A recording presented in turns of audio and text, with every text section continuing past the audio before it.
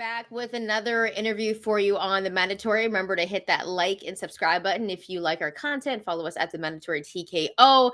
Bryan, we had a very special guest, and I feel like I became a bigger fan of him even after the interview.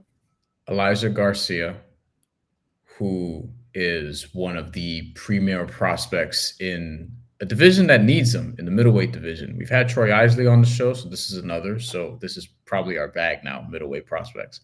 But Elijah, he came correct. It was really fun to just observe also his life a little bit because, spoiler alert, there's a farm behind him throughout the course of this interview, which was really sweet. You can hear a lot of the ambient sound of like chickens clucking and things of that nature. We got to meet Oinky, his pig, and Yeah. we also talked about his career, boxing and that stuff. So Elijah Garcia was really fun, and he will be March 30th on the Tim Tszyu Keith Thurman card. He's going to fight Kyron Davis, who was in the ring previously with David Benavidez not too long ago. That's going to be on the free portion, and you don't need to be an Amazon Prime subscriber, we are told, to watch that portion of the card. You don't need to be one to buy the pay-per-view also, but Elijah's not going to be on the pay-per-view. The pay-per-view will have Tim Tszyu, Keith Thurman, Aristani Lara, Michael Zarafa, Rolly Romero, who we also just had on the show, and Isaac Cruz, et cetera, et cetera. But here's Elijah Garcia, our sit-down with him. It was a lot of fun. Hope you enjoy it.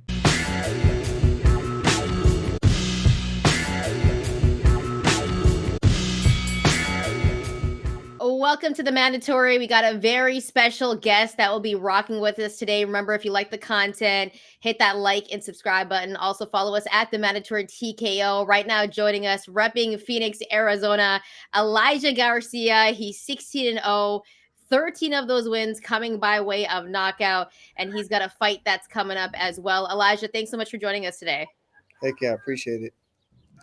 What is going on behind you over there? Because it looks really nice. I Yes. see. It looks like a field. What's happening over there? No, it's just our, we got some grass right here. I got some roosters in the back. I got some cows in the back. And then my pig should be running around somewhere. I got a pig. And I got my sheep over here running around. So it's kind of chaotic out here. You got a whole farm out there. I just want to know the pig's name before we start moving forward, because you got to have a cute pig name if you got a pig. Oinky. Okay, that Really? passes the test. Okay. I didn't think you were gonna actually have the name for Yeah, the name for the Oinky! pig. Wow, she'll come out here right now. That's cute. It takes me back because like my family in Puerto Rico actually has like a similar sort of setup where there's like animals and shit, and like a little bit of a farmland, so to speak. Heck yeah. So I probably got like 100, probably got like 100 chickens.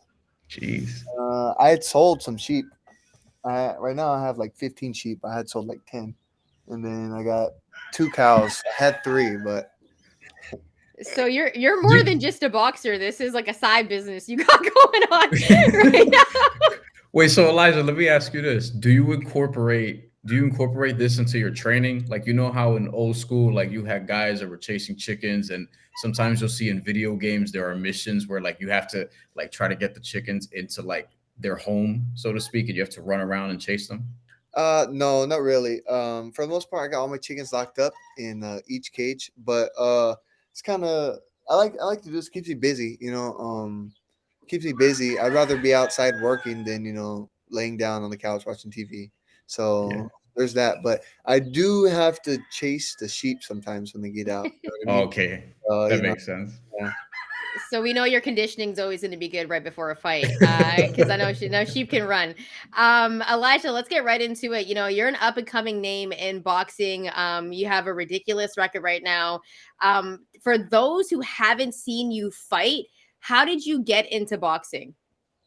You know, boxing is kind of like a family sport on both sides of the family. Um, I played lots of football. I played baseball. I wrestled a little bit, and then one day, we just walked into the boxing gym, and I fell in love with the sport. I had a couple amateur fights. 16 years old, I turned pro, and then I turned 19 years old. I decided to step it up, and I became I was okay with coming in as the B side, and all it took was one fight, and the the whole country kind of figured out who I was real quick. So you didn't come as like a highly touted prospect, so to speak. You feel like you kind of came out of nowhere. Yeah, that's exactly what happened. I came out of nowhere. I mean, I remember it was probably like the beginning of 2023 in January, and I was watching boxing and I was kind of upset because I seen these kids on there, my age, maybe a little bit older, maybe a little bit older, and I thought I was better. I seen them fighting. I was pissed off, and I talked to my management. I talked to my team, and I was. It was kind of like go big or go home, and I was willing to go in as the B side, go in, as the opponent, and try to make something happen for me, and that's what we did, and now here we are.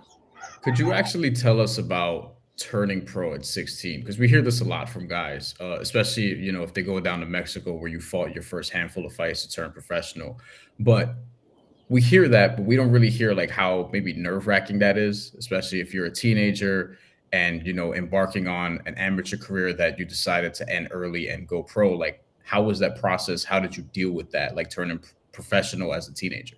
So amateur, I only had about 30 or 35 amateur fights, and to be quite honest, a lot of them were losses, and we kind of figured I kind of had a pro style, So 16 years old, I had my son, and it was either get a job or we could go pro and we'll see what happens. So 16 years old, we went down to San Luis, Mexico. It's right here. It's a border town for us. It's about 2 hours away, and I'm not sure if you guys know this or not, but we pull up to Mexico and you weigh in. You don't, to be honest, you don't even have to make weight. You just show up and you step on a scale. And, so they're like, "Oh, your opponent's coming. Your opponent's coming." So then, like, we're there for like an hour, and he just got off of work, so he pulled up. Right, a bus dropped him off. He had his work gear on. He had boots. He was painting. He was laying concrete. He stepped on the scale, and he was like 10 pounds heavy. So then they're like, "What do you want to do?" I was like, "I mean, we're already here. We already paid for him. It's expensive, so we'll fight him." And all right, they say, "Okay, cool." So come fight day, he's on the phone talking to him like, "Oh, he's on his way. He's getting off of work." We said, "All right, cool, whatever, right?" And I'm gloved up and everything, and then they take us to a back room, and they're like, "So there's about 5 guys right here. Which one do you want to fight? Your guy's not gonna make it." And then I was like, "Well, I don't know, bro. Give me the best one." You know what I mean? But it's kind of nerve wracking because I weighed in at like 147 pounds.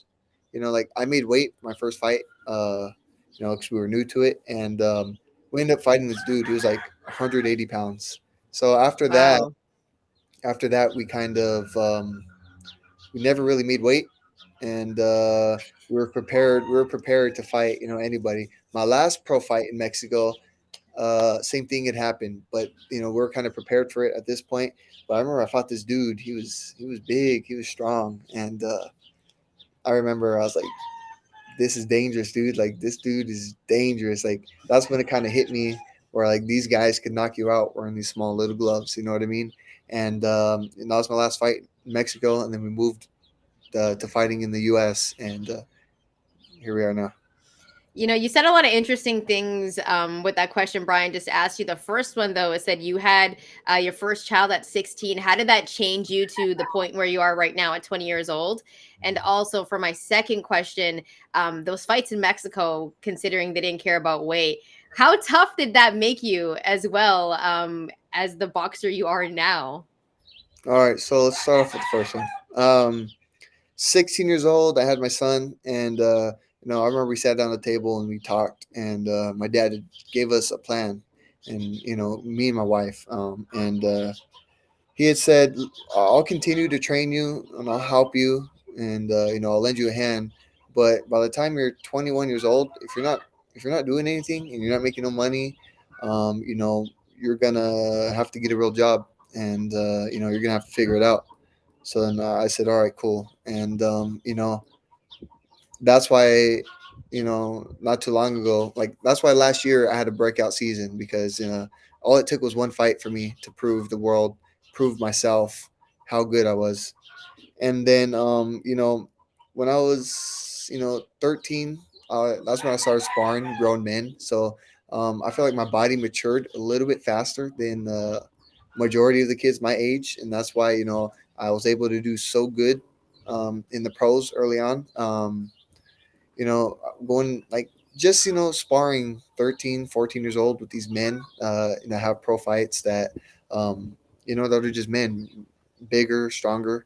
It played a big part because Mexico, we're wearing 8-ounce gloves, and pretty sure they're 8 ounces. Yeah. You know, and these guys were hitting hard. They're grown men, and some weighed about 15, 20 pounds heavier than me. So um, you got to be mentally strong. That's where it all starts, mentally. And if you're not prepared for it mentally, then you know you're not gonna make it that far. You mentioned sparring. Are there any guys that you have sparred with recently? Some names that we might know, or just throughout your career so far? Um, for the most part, I haven't sparred with them for a couple months, but we usually get work with Jesus Ramos. He's out there in Casa Grande. But I don't see myself as a sparring partner. I won't go out there and go spar, big name people because I don't believe I'm a sparring partner. I don't want to go get the experience. I feel like they just need someone to beat up on, and that's not who I am. I'm here to be a world champion, and I'm not here to make friends or be used. So for the most part, we just get sparring around the house, and we make the best of what we can. Elijah, in looking at the middleweight division right now, just where do you feel like the division is? Because I think it feels like there's a bit of a lull there, and it feels like it's a division that's waiting for someone to sort of take it over. You know what I mean? Yeah. So I mean, you got that Kazakhstan guy. I think he's pretty good with Top Rank. He's Johnny pretty Beck. good. Yeah. Troy, I seen him fight the other day. He looked way better when he fights at 160. He looks a lot better. But you have Charlo, you have Carlos Adames, and Lara is going to be defending his world title. I want to take it one step at a time. I want to get once I pass Caron Davis, I'd like to fight the winner of Lara and the number one contender. I'm ranked number two by the WBA. I don't know how many other 20-year-olds are ranked number two WBA or ranked at all, in the top three. So, I want to become a world champion, and I don't want to look past Caron Davis because that's a real tough challenge, and I'm preparing for it. So. Do you look at this fight with Davis as sort of a measuring stick fight because he was in the ring with Benavidez not too long ago, did go into the seventh round. It was a fun fight, but he was stopped. Are you looking at this as a measuring stick fight, or is it just like, hey, I just want to get past this and then sort of evaluate things from there forward? I just want to get past it. I want to look real good. Caron Davis has been in there with Anthony Durrell, Benavidez. He's been in there with, you know, some tough fights, tough opponents, and he knows what it takes to win. He knows what it takes to survive. He's very experienced, and he's a real good boxer. He has, he's a good counterpuncher. So, with me having my style, I got to prepared. I got to be prepared and stay on my toes. So, I just got to look real good, and hopefully, I get that title shot next.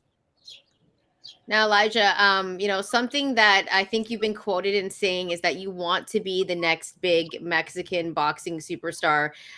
Right now, I feel like David Benavidez is kind of up next, obviously next to Canelo. But you are Mexican American, so why do you feel like you could be the next Mexican boxing superstar? And do you feel like you're in competition with anybody else right now? And was that your pick that you just showed us, or Thank you. Yeah. okay, That yeah. was just So, chilling, walking around. yeah. So, I feel like Canelo is the face of boxing, and he is the Mexican superstar. And you said David Benavidez.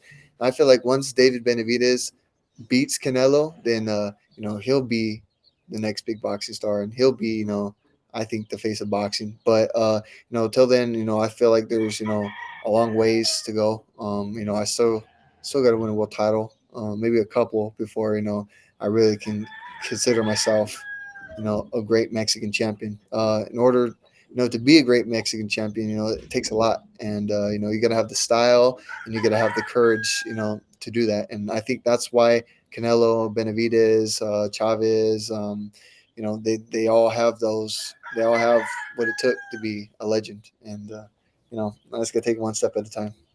Once Benavidez beats Canelo Alvarez, is that a prediction, Elijah? Ah, it is, yeah.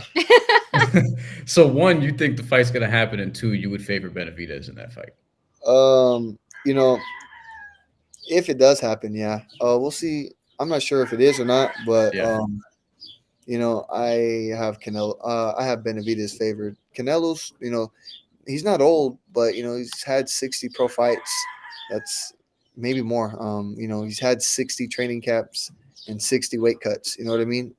He's still young, but plays it.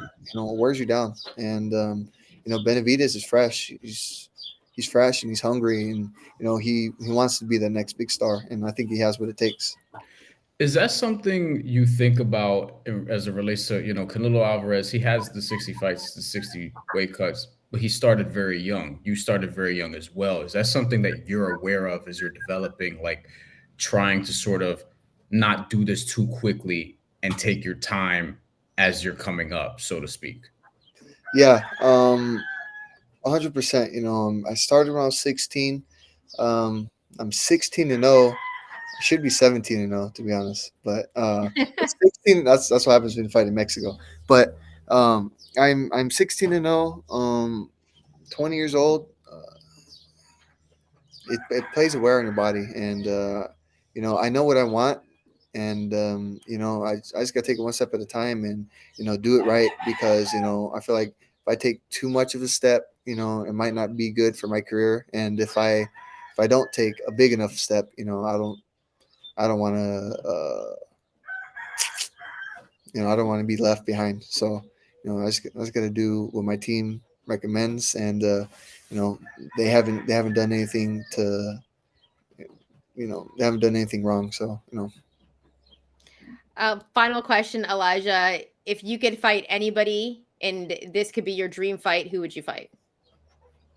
I don't know. I'm not really type of person to call out names and fight like that. But I'll tell you what. I'd really want winner of number one contender and Laura. That's who I really want. Um, I don't know how Michaels or Zarafa. I think that's how you pronounce his name. I'm Yeah. not sure, but Rafa. I'd like to fight him or Laura next. Depends who it's about, but that's who I want, and that would be my dream fight, because it'd be a dream come true.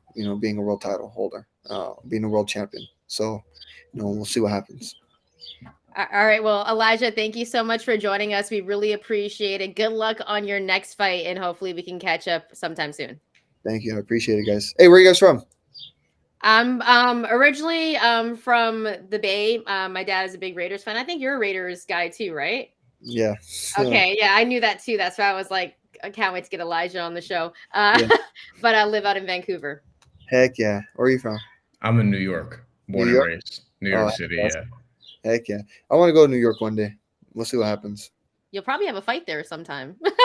I like to stay on the West Coast, but we'll see what happens. All right, All guys. Appreciate it. right. Thank you so much, Elijah. Talk soon.